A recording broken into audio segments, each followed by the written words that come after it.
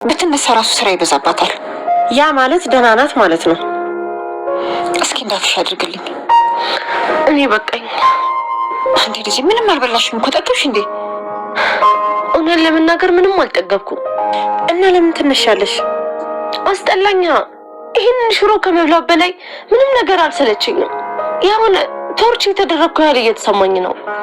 አንዴ ልጅ ቆይ ምን ሆነሽ ነው? በጣም ይቅርታ ማዘር።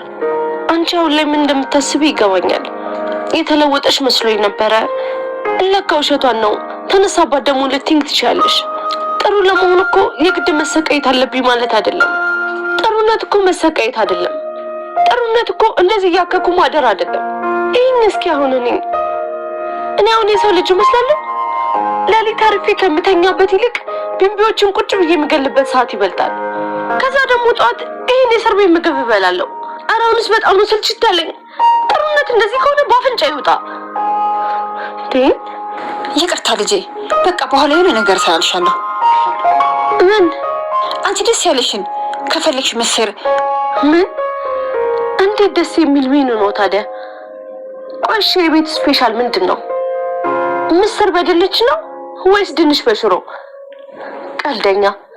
ለነገሩ እናንተ ምን አለባችሁ? የገዛ እናቴ ናት እንደዚህ መጫወቻ ያደረገችኝ።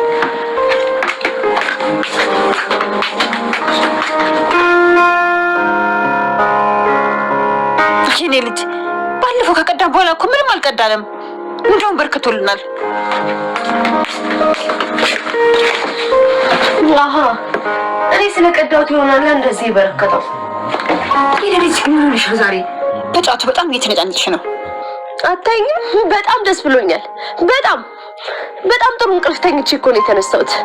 ከዛ በጣም የሚጣፍጥ አሪፍ ቁርስ በላው። እጭ በቃ ተይ በእናትሽ። እንዴ ለምን ታዲያ እዚህ ከምታወሪ ሄደሽ አትቀጂም? ድጋሚ እኔ እዛ ቦታ ሂጅ ውሃ አልሸከም?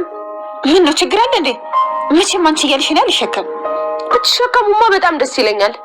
ምን እዚህ ከመምጣቴ በፊት ቆይ እናንተ አይደላችሁ እንዴ እንደዚህ የምትሸከሙት? ነው ወይስ እኔ አሁን እዚህ ስመጣ ነው እርጅናችሁ የታወቃችሁ? ዛሬ ግን በጤናሽ አይመስለኝም። ለማንኛውም ግን ይሄን ያክል ማማረር አያስፈልግሽም። እኔ ራሴ አመጣለሁ። በጣም ደስ ይለኛል። ከቻልሽ አሁን ታመጭልኝ። አለበለዚያ በቢምቢ ብቻ ሳይሆን የዝንብ መጫወቻም ሆኜ መቅረቴ ነው። እሺ እኔ ልጅ አሁን አመጣለሁ። እንዴ ገነት፣ እሷ እያለች አንቺ ልትሄጂ ነው እንዴ? ቃል እኮ ውሸቷን ነው። ሰላም ውድ ቻናል ቤተሰቦቼ፣ አስቱኔ ተወዳጅ የአደራ ድራማ ዛሬ ምን ተፈጠረው የሚለውን አብረን እናያለን። እስከ ቪዲዮ ፍጻሜ ድረስ እባክህን የተፈጠረው ነገር ንገረኝ። ብሌን ያለችበት ሁኔታ እውነት ምን ብዬ እንደምነግራችሁ አላቅም። ብሌን አሁን ያለችበት በጣም ከባድ ነገር ነው። እሱ ወደ ውስጣ እንደገባና ለማጣብ ግን ሞክረናል። ግን ለተወሰነ ጊዜ ቶሎ ላትነቃ ስለምችል ሕክምና እዚህ ሆና እንድትከታተል ይነግራታል። እኔ ልጅ እንዴት እንደዚህ ነገር የሆነች ይህ ሁሉ በእኔ ሰበብ ነው በማለት ሰላም እጅግ በጣም መጨነቅና መበሳጨት ትጀምራለች። አሁን መጮህና መናደድ ምንም ጥቅም የለው። ነገር ግን መፍትሄው መፈለግ አለብን እና ለሷ የሚያስፈልገው ሕክምና ክትትል እዚህ ሆና እንድትደረግለት ይፈልጋል። ብሌን በይህንስ ውስጥ እንድትገቢ ያደረግኩሽ እኔ ነኝ። ጥዬ ባልሄድ ኖሮ ይህ አይፈጠርም ነበር በማለት ሳሚ እጅግ በጣም ጸጸትና ያለቅሳል። ብሌን በጣም ይወዳል። የኔ ፍቅር ለምን እያለ ራሱን እየወቀሰ ነበር። በተደጋጋሚ እየደወለችላት ነበር እና ለኔ ነበረ ቀድማ የደወለችው፣ ለሳሚ ግን አልደወለችውም። ሳሚ ግን ይሄ ነገር እንዴት እንደተፈጠረ እንዴት እንዳየው ዳጊ ይጠይቃል። ብሌን ለሱ እንደደወለችና ድምጿን ማስማት እንደቻለም ጭምር ትነግረዋለች። ነገር ግን ራሷን ስታ ምንም ነገር መንቃት አልቻለችም።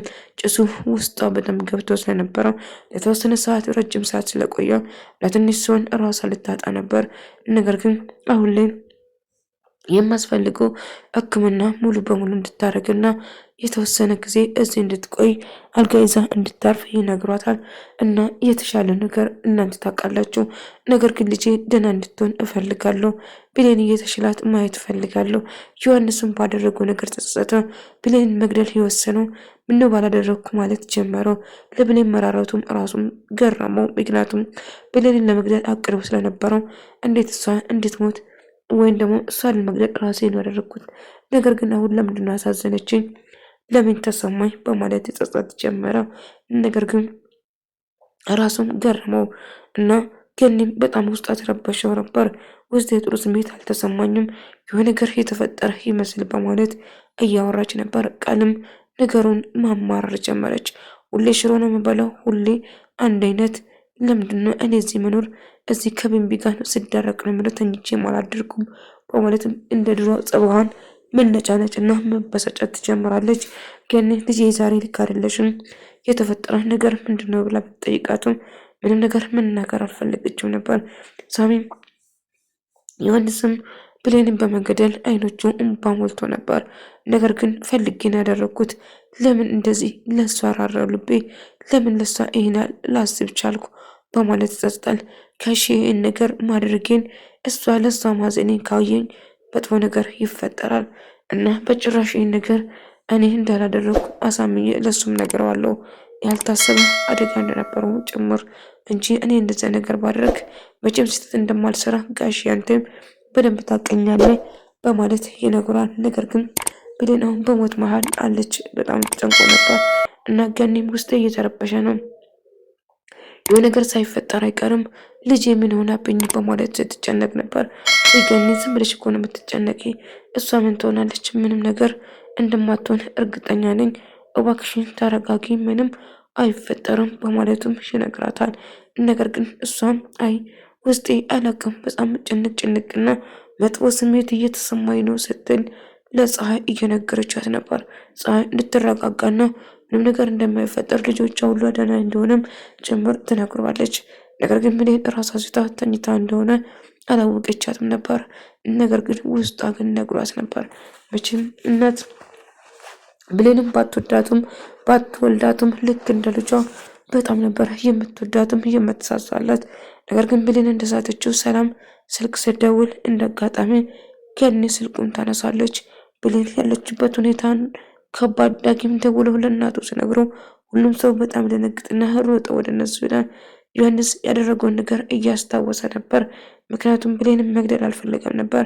ነገር ግን እርግቦ ይቅር በይኝ በማለት እንግዲህ ያሰበውን ነገር በመጨረሻ ለመፈጸም ሞከረ እና በማድረጉ ብጸጸቱም፣ ነገር ግን ብሌን ያለችበት ሁኔታ እጅግ በጣም ከባድና ችግር እንደሆነ ግልጽ ነው። ነገር ግን እሷ በተኛችበት አፍኖ እሷን እና ዮሐንስም ብሌንን ራሷን ለማዳን ደጋግማ በር ለመክፈት ብትሞክሩም ግን በፍጹም አልቻለችም ነበር እና ያላት አማራጭ የሚወዳትና የሚሳሳላት ህይወቱን አሳልፎ ለሚሰጣት ሳሚ ደግማ ስትደውል ዳግም ስልክ ቤት ጥሎት ሳሚ ቤት ስልኩ ጥሎ ስለነበረው ለእሱ ደጋግማ እየደወለችው ነበር እና ሳሚም ድንገት ስሰማ እየሮጠ በሩ ሰብሮ ባይገባ ኖሮ ብሌን ጭራሹ አተርፍ ነበር። የኔ ፍቅር ምንድነው ነችብኝ ብሎ ዳጊም እጅግ በጣም ደንግጦ እጇ ላይ ቀለበት ሳይገን ቀለበቱን ለምን አወለቀችው በማለት እጅግ በጣም ይበሳጫል። ለሳሚ ይቅርታ ያደረገችለት ወይም ደግሞ ለኔ ይቅርታ አደረገችልኝ ሳሚ ከዛ እንዴት ብላ ነው ማለት ነው ይበሳጫል። እና ሰላምም ዳጊ እባክህ ተረጋጋ፣ የተፈጠረው ነገር ምንም አላቅም፣ ሌላ ነገር ይቅርና ብሌን እንድተርፍ ነው የሚፈልገው። እሷ አንድ ነገር ከሆነች ራሴን ይቅር አይደለም ብሌን እኮ የምወዳት ብቸኛን የምሳሳል ልጅ ነች ስትል ሳሚም ትክክለኛ ወላጅ እናቷ እንደሆነችና ልጇ እንደሆነችም ጭምር ይነግራታል። ነገር ግን የምታወራው ነገር አዎ ብሌን ወዳታለሁ፣ ግን ልጄ ብትሆንም በሆነችም አልሆነችም ስትል እና አሁን ደግሞ ሰላምን ለመውደድና መቅረብ ይህንን ብሌን ልጅሽ ነች በማለት ለእሷን የምታሳምነ ይመስልሃል እንዴ ብሎ እሱ ይጮውበታል። አንተ የፈለግከውን ነገር ማሰብ ትችላለህ፣ ነገር ግን እኔ የምናገረው እውነቱን ብቻ ነው ይሏል።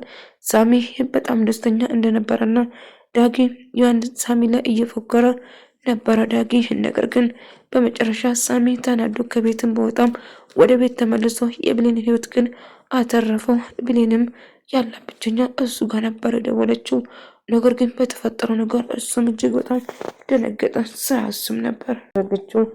ዳጊን ይቅር ስላለችው እጅግ በጣም ይናደድና ይበሳጫል።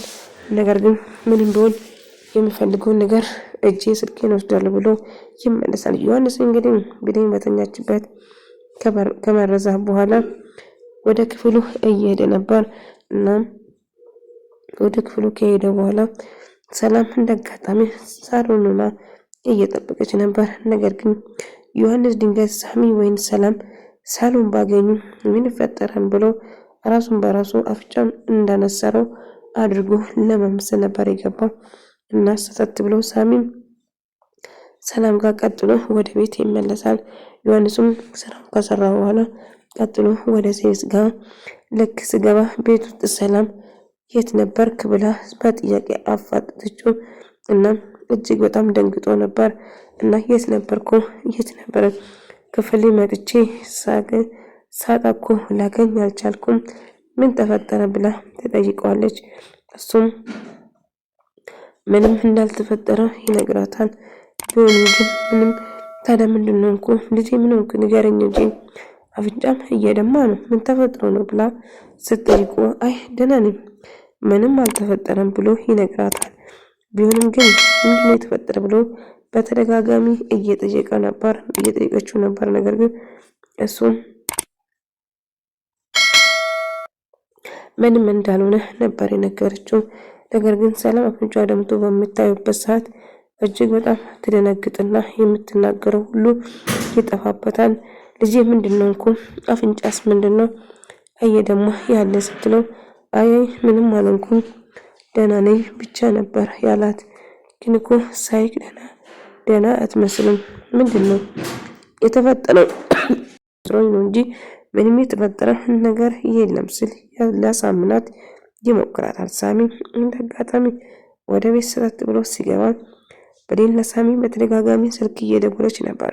ከእንቅልፏ ስትነሳ በጭሱ ታፍነው በጣም ተጨንቆ ነበር እና ምን እየተፈጠረ ነው ብሎ ሲደነጋገጥ ነበር። ነገር ግን ብሌን አይኖቿ ባያወረደ ሳሚ ጋር በተደጋጋሚ እየደወለች ነበር።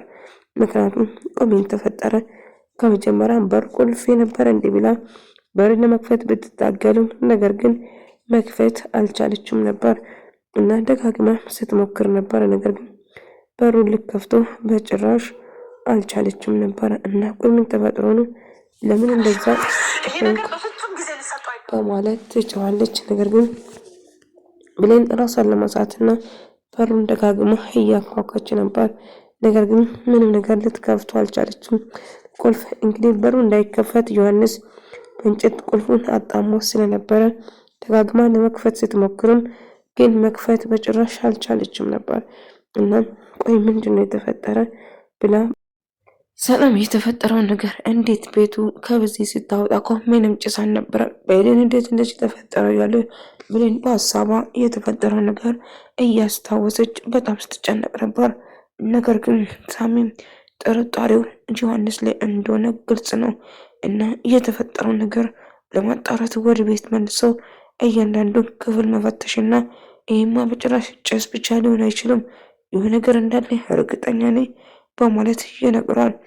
ዮሐንስ ውጭ እንደነበረና በምጫ ነስሮ ወደ ቤት እንደተመለሰም ጭምር ሰላም ሳሰበችው ታዲያ ይህን ነገር ማን ይፈጽማል መቼም የልጄ የወንድሜ ልጅ ሊሆን አይችልም በማለትም ታስባለች። ነገር ግን ጥርጣሬ አደረባት።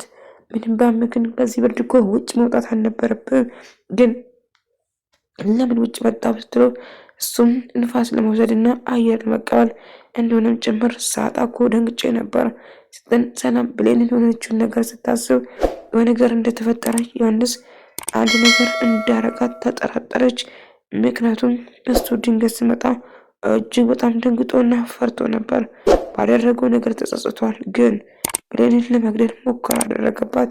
ብሌንን በሳሚ ዮሐንስ እንደሚገለው ደጋግማ ተናግረ ነበር።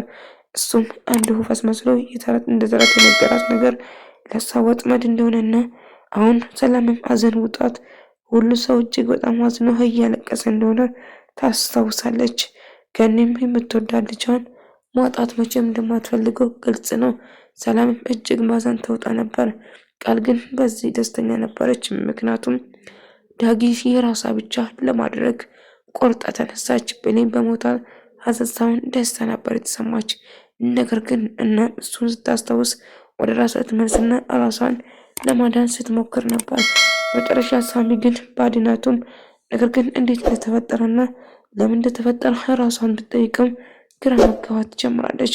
ይህን ነገር ይሁን ብሎ ልተኛ ስትል ምንም ጭሳ እንዳልነበረው እርግጠኛ ነበረች። ይህ ነገር እንደተፈጠረም እርግጠኛ ነበረች። ቢሆንም ግን ሳሚ በመጨረሻ ደርሶ ህይወቷን ግን ልትተርፍ ይችላለች ማለት ነው። ተወዳጅ የአደራ ድራማ የዛሬ ቪዲዮ ይመስል ነበር። በቀጣይ እስክንገናኝ ድረስ ባያላችሁበት ሰላም